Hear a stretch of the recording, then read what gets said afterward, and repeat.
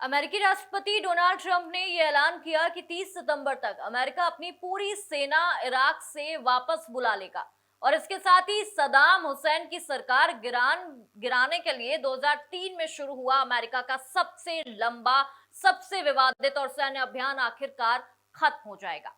लेकिन सवाल यह है कि क्या अमेरिका सचमुच इराक छोड़ रहा है और इसके पीछे कोई अफगानिस्तान की तरह ही मजबूरी या फिर ये सिर्फ अपनी रणनीति कदम तो नहीं है।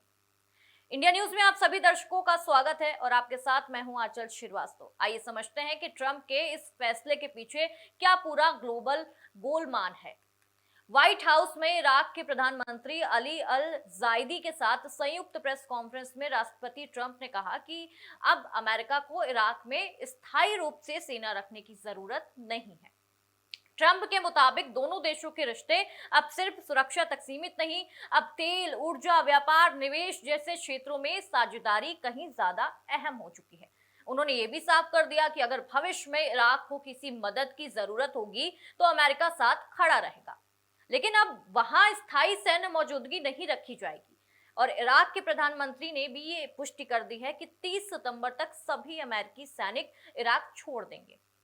हालांकि उन्होंने ये भी कहा कि अमेरिकी कंपनियां पहले की तरह इराक में निवेश और कारोबार जारी रखेंगी। देखिए, असल में 2024 में अमेरिका और इराक के बीच एक समझौता हुआ था, जिसमें अमेरिका के नेतृत्व वाले इस्लामिक स्टेट विरोधी सैन्य मिशन को खत्म करने का फैसला लिया गया था। पिछले कुछ सालों में अमेरिका धीरे धीरे आतंकवाद से लड़ने की जिम्मेदारी इराकी सुरक्षा बलों को सौंपने की बात कर रहा था। हालांकि अफगानिस्तान में भी अमेरिका ने अफगान सैनिकों को ट्रेन किया था, लेकिन वो तालिबान को नहीं रोक पाए थे।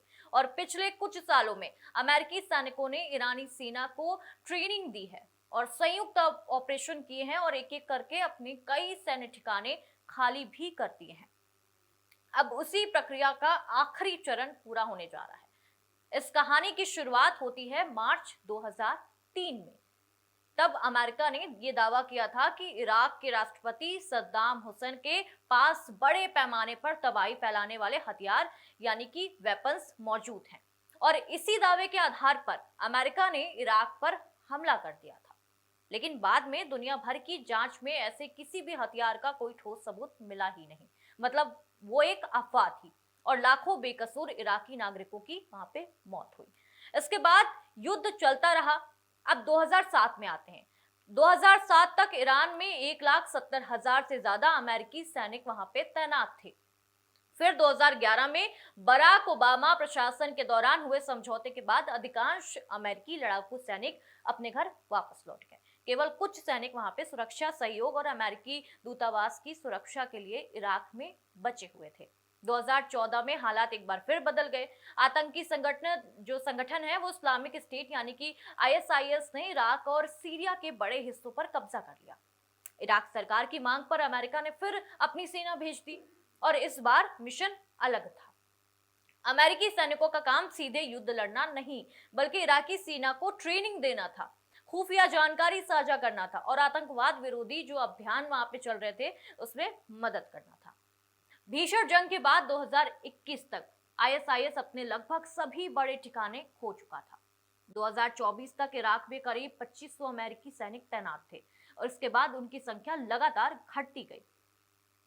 तब वहां पे सिर्फ कुछ सैन्य सलाहकार ही बचे थे और 30 सितंबर को उनकी भी वापसी हो जाएगी। इसके साथ ही इराक में 23 साल से चल रही अमेरिकी सैन्य जो मौजूदगी है उसमें औपचारिक रूप से खत्म हो गई।